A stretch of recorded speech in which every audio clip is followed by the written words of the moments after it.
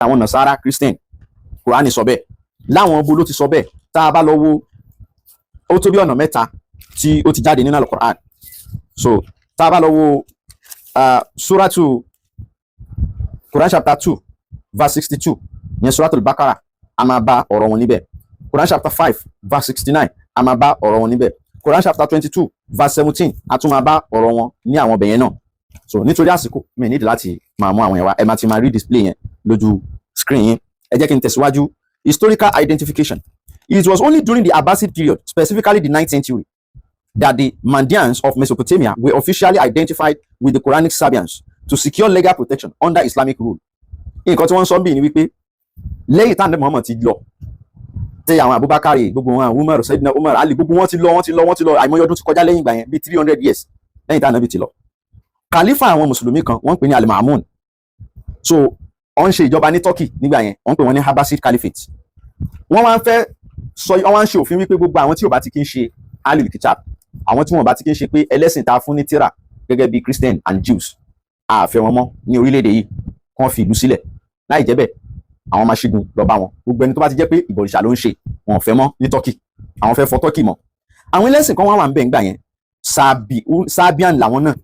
Sabian àwọn eléyìí wọ́n máa ń sin ìràwọ̀ ni.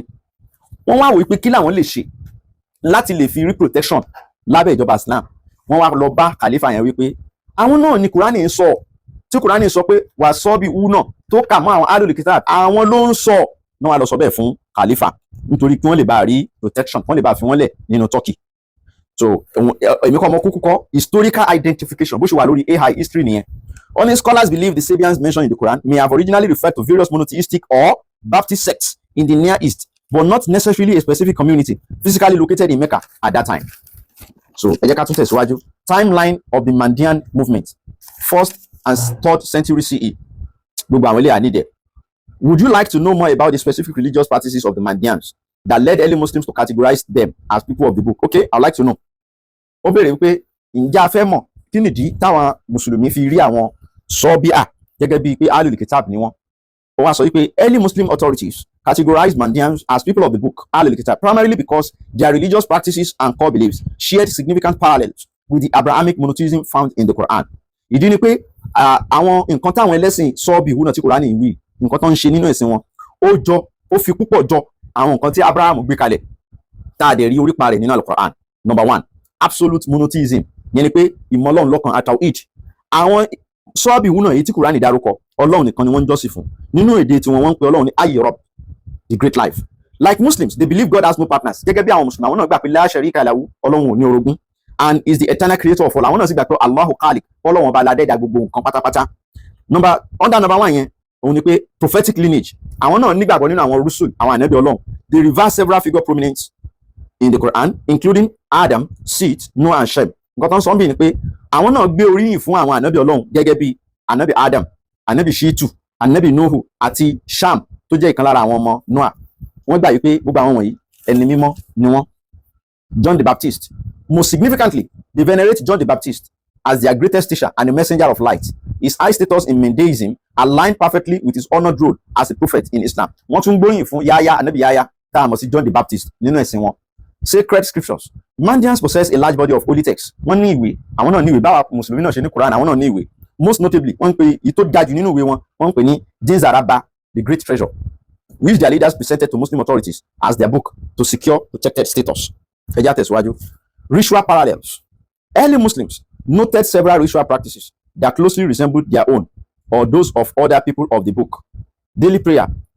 Ìsìn lọ́hùn tiwọn táwọn máa ń ṣe lójoojúmọ́ wọ́n pè ní braka. They perform set prayers 3 times daily. Ẹ̀mẹ́ta lójúmọ́ ni. Wọ́n máa ṣe kan ní àárọ̀, wọ́n máa ṣe kan lọ́sàn-án, wọ́n máa ṣe kan nígbà tí oòrùn bá wọ̀. Which mirrors the structure of Islamic salat. Tó dẹ̀ fẹ́ jọ pé àwọn Mùsùlùmí náà ṣe ń kírun wákàtí 5 lójúmọ́. Ritual purification, ìmùyẹn ìmọ́ra. Before prayers, Mandians perform rishama. Rishama làwọn ń pè, wọ́n pè tí wọ́n ní hudu.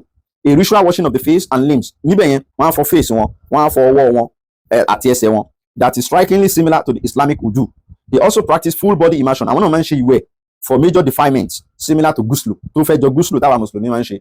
Almsgiving, sidqa làwọn ń pè sàárà tiwọn, sidqa ni wọ́n ń pè ọrẹ títí wọn, èyí táwa ń pè ní zaka.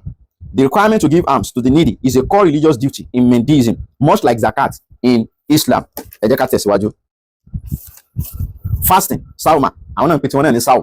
Mandians observe specific periods of fasting which they call sauma, the same term used for the Islamic fast. Now moral and ethical codes gbogbo àwọn kan tó fi jọ Islam ni wọ́n sọ yìí o. Mandian ethical standards also resonated with early Islamic values, pacifism and prohibition of murder. Their law strictly prohibits killing any human being and carrying weapons. Lọ́dọ̀ tí wọ́n náà o kò lè pààyàn bó ṣe wọ̀n ẹ́, o kò sì lè máa lo irin ohun ìjà olóró bó ṣe wọ̀n ẹ́. Òfin tí wọ́n náà ó fi de àwọn nǹkan wọ̀nyẹn. High view of marriage, ipò ni wọ́n gbé ní ìkáwòsí lọ́dọ̀ wọn. They view marriage and family as a religious duty and generally oppose celibacy. Àwọn náà fàyè gba kéèyàn wà kó lóun ò ní fẹ́yàwó àbí kó lóun ò ní lọ́kọ. Dietary laws, àwọn náà ní òfin tó de nǹkan jíjẹ.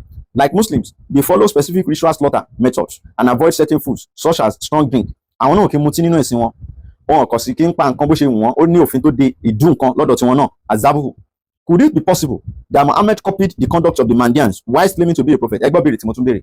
Ǹjẹ́ ká sọ wípé òjíṣẹ́ Muhammad ó kọ̀ lọ da nǹkan táwọn pípò yìí ń ṣe nínú ẹ̀sìn ó dà kọ. So wá gbé wá fáwọn mùsùlùmí pé òun jẹ́ ànábì o, òun ti dé o, ànábì Ọlọ́run lòun tó dẹ̀ jẹ́ pé nǹkan táwọn pípò yìí ti ń ṣe because àwọn eléyìí ti wà kóhun tó dé ló lọ copy. Ẹ wá gbọ́ nǹkan tí a sọ.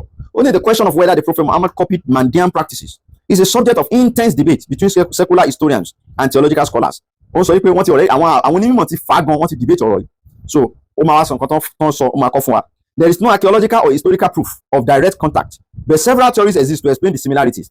Ó ní kò sí ẹ̀rí kankan nínú ìtàn tàbí nínú àkọsílẹ̀ kankan wípé ìran Mẹ́kà àti àwọn ẹlẹ́sìn wọ̀nyí pé wọ́n ní ibi tí wọ́n ti pàdé rí.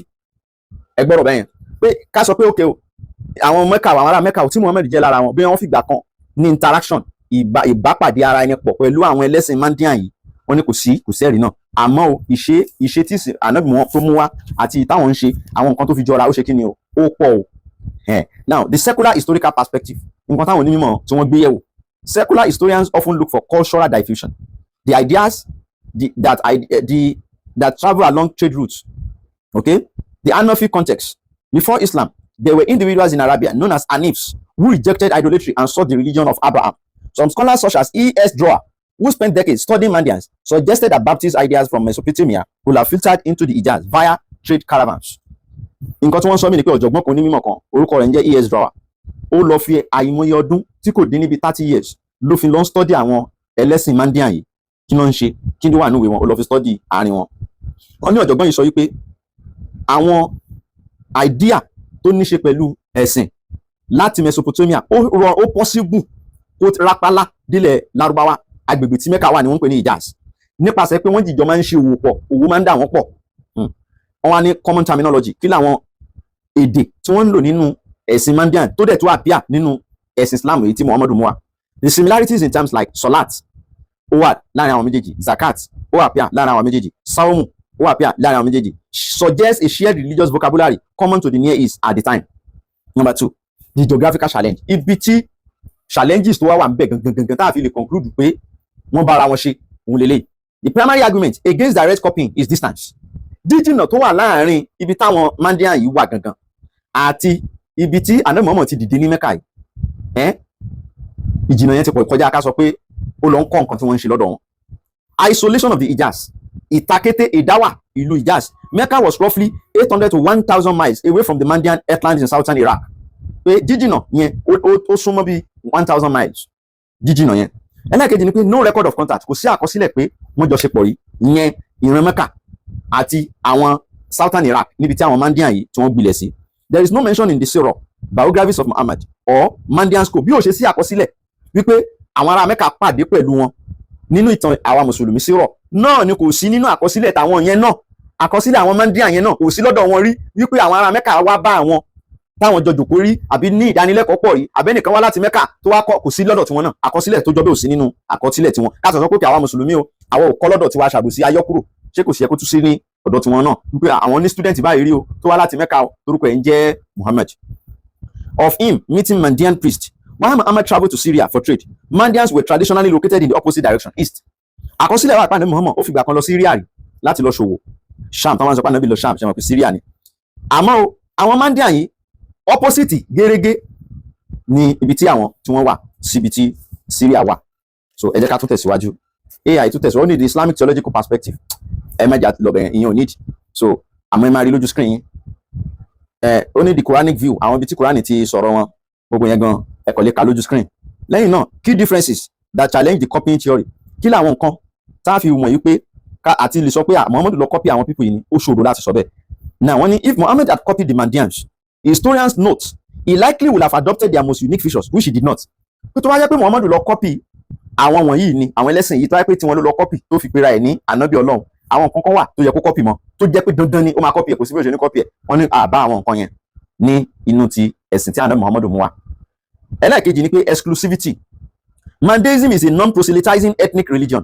You must be born into it. Ẹgbọ́n kan tí wọ́n sọ bẹ́ẹ̀ yẹn. Ẹ̀sìn Mandeism yìí àwọn tí wọ́n ìran lónìí wọn kì í pe ẹlòmíì kó wá ṣe, ìran wọn nìkan ni wọ́n jọ máa ń ṣe. Ẹgbọ́n tí wọ́n sọ bẹ́ẹ̀ yẹn. Èmi kọ́ mọ́kọ́ history ni wọ́n ń kà fún wa yìí. Àkọsílẹ̀ inú ìtàn àgbáyé òun ni wọ́n ń kà fún wa yìí. Non-proselytizing yẹn ni pé wọn kì í pe èèyàn kankan wọnú ẹ̀sìn yẹn. Wọn ń ṣe wàásù káàkiri pé káwọn èèyàn wá gba ẹ̀sìn wọn. Ẹni tán bá bí sínú ẹ̀ nìkan ló máa ń ṣe. So ẹ̀sìn yẹn bí ìran ni, ìdílé ni ló ń ṣe. Meanwhile, Islam tiẹ̀ is universal and missionary. Ẹ̀sìn Islam tiẹ̀ àwọn máa ń pe àwọn èèyàn káàkiri pé ẹ wá ṣe, ẹ wá ṣe. Ẹlẹ́ẹ̀kejì tàbí ẹlẹ́ẹ̀kẹta tó tún fi yàtọ̀ ni pé role of water.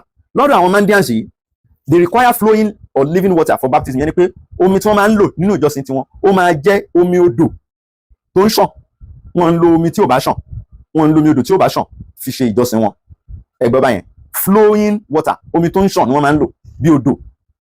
Wọ́n á lọ ṣe baptism, wọ́n náà máa fi ṣe baptism, ìrìbọmi, wọ́n ní wọ́n ṣe ìrìbọmi.